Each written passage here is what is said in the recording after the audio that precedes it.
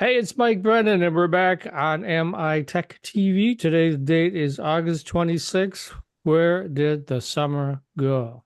Anyway, we have calling in from a very cool high in the mountains of Colorado, Gary Erickson from Executive Search Partners. How you doing today, Gary? Good. How you doing, Mike? Can't complain. No one listens anyway, right? So, Gary has a long history of being a CIO and I think CISO. And so his search partner firm, he's got partners all over the country, and their focus is more or less in those areas. However, that being said, you also cover other things besides CIOs and CISOs, right? I mean, you Yeah, do searches. Go senior ahead. level information technology, and we've gotten into finance and accounting positions the last 4 years too. Hmm. Okay, I did not know that. That's great. All Yeah, we right. don't advertise it as much, but we've done a lot of them, and we've done them, if I can say so myself, very well. Well, you may say so yourself. So. Thank you. Okay, so let's talk about the status of the marketplace. Now that we set this up, what's hot out there? What can people apply for? Well, the last year and a half has been very slow in the marketplace for just about any kind of position, whether it's IT or finance or marketing or sales or engineering. The economy, I think a lot of the CFOs of companies have said, I'm not sure where the economy is going. I want to be a little bit cautious, and so that's one of the reasons that I think companies have not been investing in new hires. And the other is this has been an interesting one. I've heard that people have been less reluctant to leave their current jobs, so there's fewer sort of people leaving kind of openings in the marketplace. So what we've seen in the last year and a half is a real slowdown in the marketplace. We're hoping, fingers crossed, that the marketplace starts opening up starting in mid-September this year, because there's always a cycle. There's a cycle of the March to June kind of time period of hiring, and there's a cycle after the summer ends when people come back from vacations until Thanksgiving time. All right, so when do you expect the uptick to come? Well, I've made this prediction before, and I've been wrong several times because I keep looking at the economy. I keep saying, well, inflation is down, hiring seems to be, unemployment is low.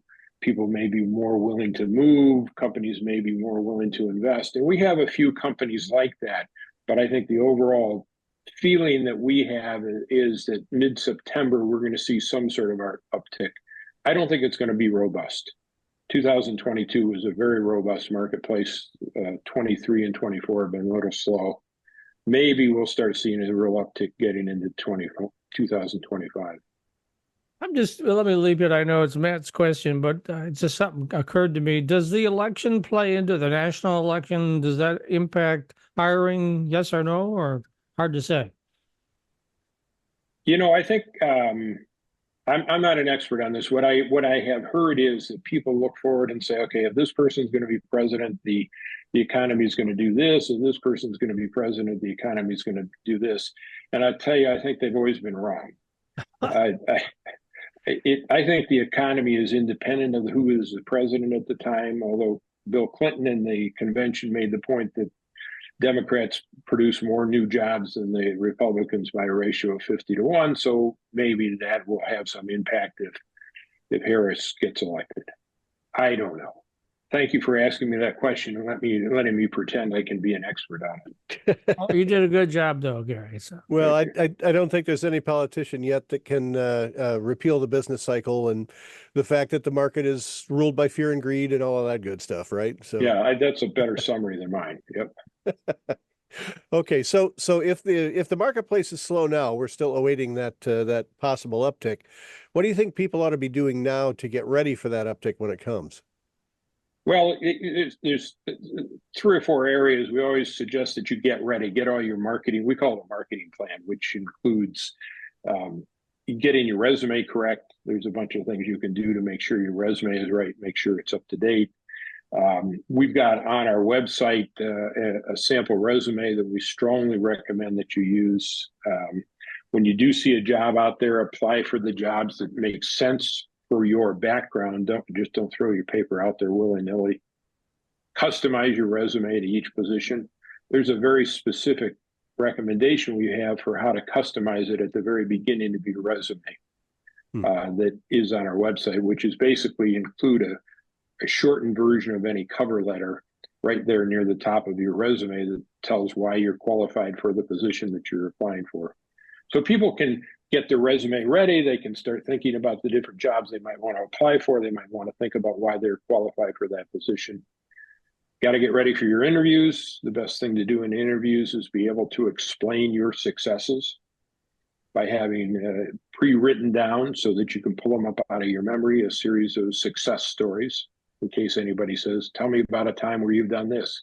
Give me an example of that. Tell me about you can even use success stories when you talk about best boss, worst boss, strengths and weaknesses, any of the typical interview questions. So you can get ready with those success stories at this time period.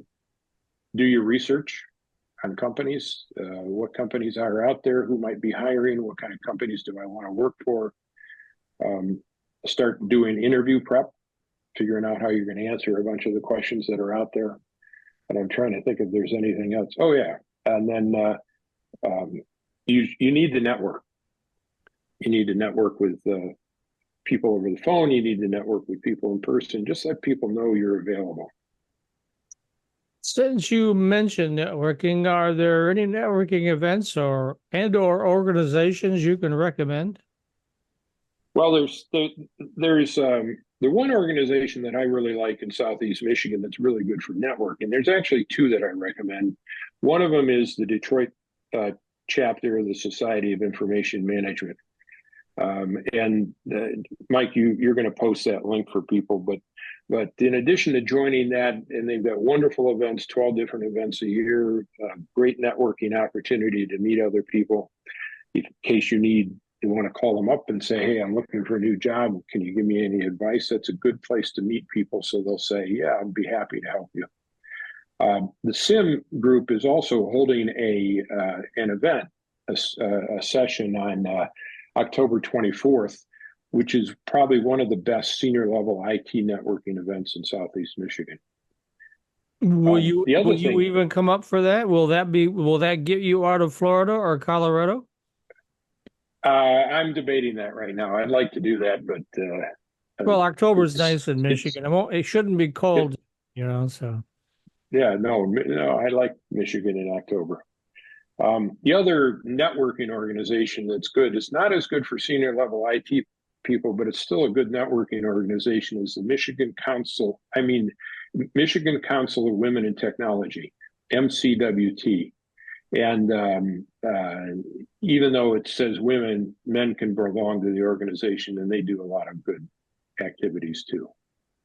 Yeah, we have Kathleen Norton-Shark on the show, so we get an update every month on them. Yeah, and they do good work. They're a really good, solid organization. And then there's one other networking event coming up on September 10th. A company called HMG Strategies puts on a one-day senior IT level networking event in Michigan, in the Detroit area, and people might want to look into that one and maybe attend and just meet people. Don't push yourself on them. Just get to know their names and enjoy participation so people get to know who you are. That's what networking is all about. Okay, Matt. Okay. You mentioned SIM as an organization. Are there requirements to join that organization, or who do you recommend to become a part of that? Well, it's mainly aimed at senior level IT practitioners, and they will, depending on the organization you're from, they will go as low as a manager level position if it's you've got a number of people working for you. It's mainly directors, vice presidents, CIOs of IT from a variety of organizations from around Southeast Michigan, including OEMs and tier one suppliers, healthcare organizations, and smaller companies, marketing companies, banks. Covers the gambit. Oh, and nonprofit institutions too. Yeah, I remember back in the halcyon days of the Great Lakes IT Report, you were in leadership at SIM Detroit, if I remember right, correct? Yeah, I'm still very active in the SIM Detroit. I'm on the membership committee right now, and we've got another organization called Members in Transition, which is if somebody's looking for a job, the SIM members in transition group is a good group to learn about. Become a member of SIM, and then if you want some help, the members in transition group is focused on helping people move to their next job. Okay, And that's I'm a good to member of know. that committee too. And yes, I was president of the organization for a while, and then I moved on to Florida and other places, but I still belong. Okay. All right. And your firm, now Executive Search Partners, has a rich array of resources for people who are looking for, for a better career in IT. And as you might suspect, that's at execsearchpartners.com/resources. And there's a lot of stuff there, a lot of good stuff. Yeah, there's a guide that we've written and refined over the years on how to go about finding a job. There's a whole bunch of sample interview questions and how to answer them out there. There's a sample resume, which includes what we call the in-resume cover letter. Yeah, we keep refining that because we think it's a good, useful tool for people who are looking for jobs.